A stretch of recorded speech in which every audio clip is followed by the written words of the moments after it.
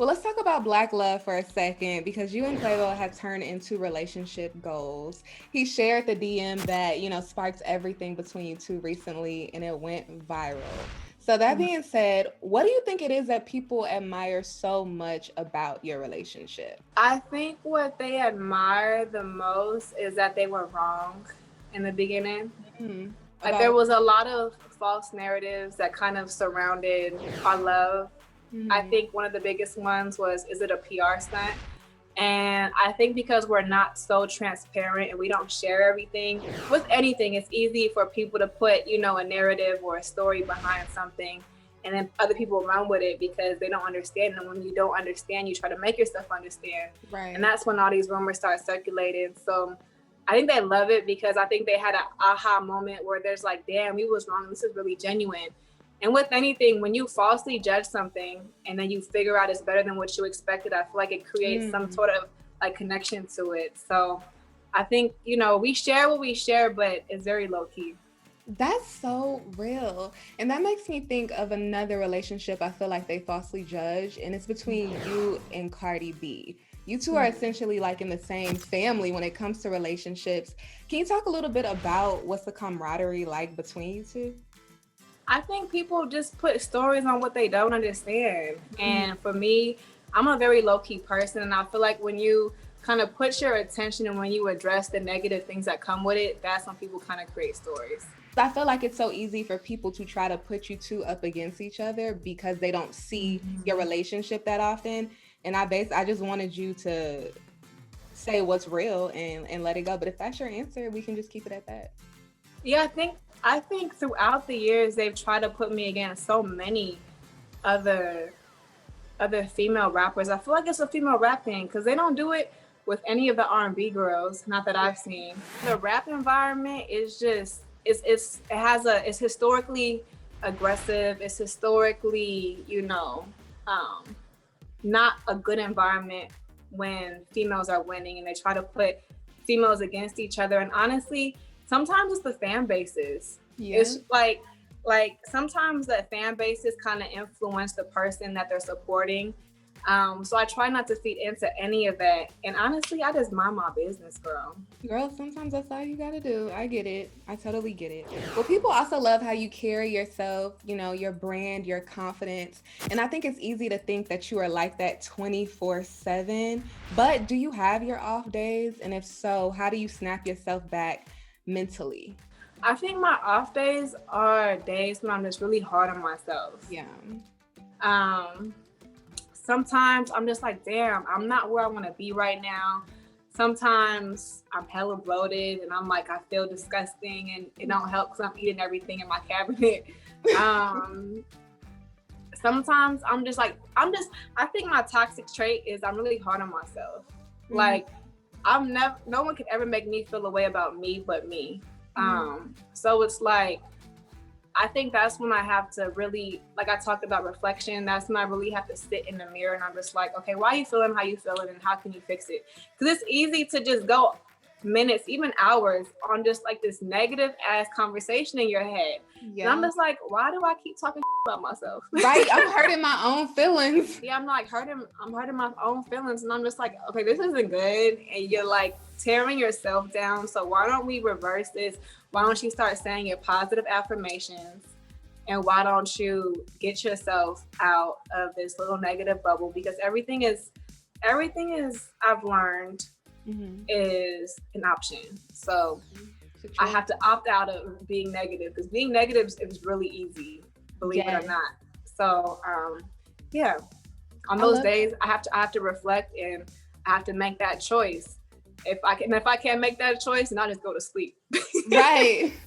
Go to sleep, try again tomorrow. Sometimes that's all you need, really. Let's talk about Icy University for a second, Professor Icy, since we're talking about all these gems you have to offer people. Instead of me doing a Q&A on Twitter or Instagram, I wanted to create a platform that, is accessible at any time or day, something that'll live forever. Instead of my fans having to screenshot something or I don't know, whatever they do to hold on to a piece of valuable information. So I invested in myself, meaning I also invested into my fans with this knowledge, because knowledge is power and I like to empower my fans. So that's the reason why I created Icy University, because they always ask me the same questions over and over again. How do you start a business? Right. How do you have your confidence? How to do this, how to do that? So instead of me just going on a rant, I created, something cute for the girls and for the boys to always go back to. All right, so is this a program you want to offer at a standing university, maybe USC in the future? I'm definitely going to be offering this at USC once I drop Pretty Bitch Music. I'm not sure if it'll be for a year or if it'll be for a semester, but I'll definitely be teaching an elective at a university. I love that. That's so cool. That's so cool.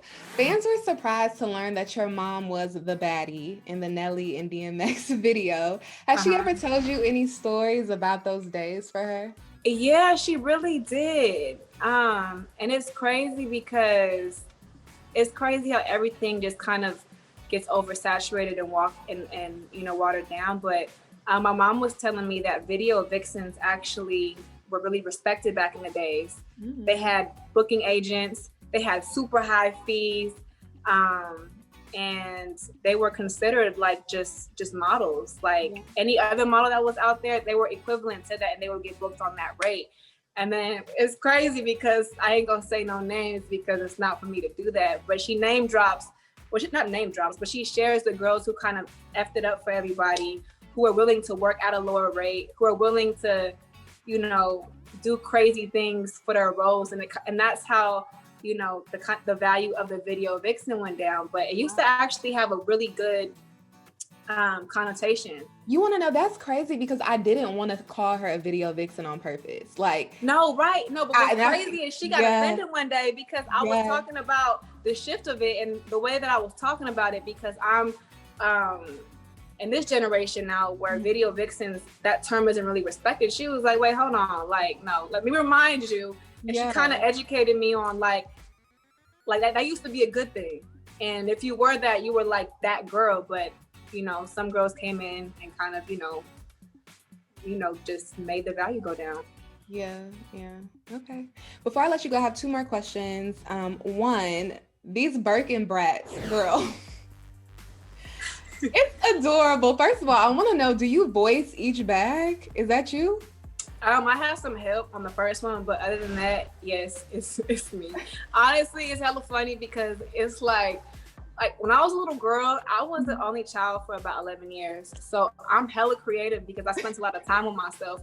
So I'm spending a lot of time with myself in quarantine. So I just had to I was visualizing how it'd be hella funny to give my Birkins some personality.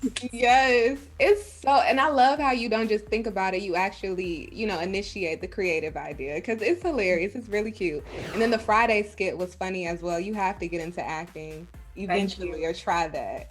Thank you. Yeah. Okay, before I let you go, we have to talk about voting. You're part of iHeartMedia's Why I'm Voting campaign. You're quiet on social media when it comes to politics for the most part, but why did you feel like this was something you had to be a part of to let your fans know you have to vote?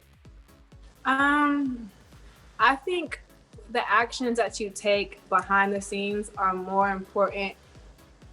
I wouldn't say more important, but to me, I feel like that's when the work that counts really matters, because it's one thing to be vocal, but they're not really doing things behind the scenes.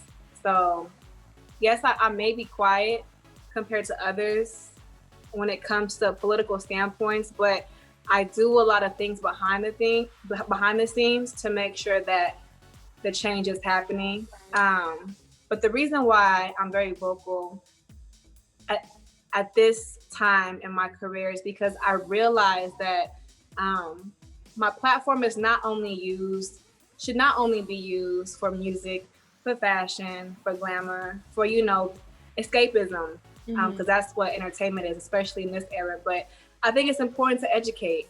I think it's important to spread awareness, especially because I have this platform where people look up to me. When people see people who look like them, when people see people who they can, connect with, doing something for a positive change, I think that's so satisfying to me. So I'm doing that to encourage my followers to take a stand, because when I was young, when I was in high school, I didn't see nobody who looked like me or somebody who I look up to, voting or doing other Right. things that are positive for the community. So I didn't care.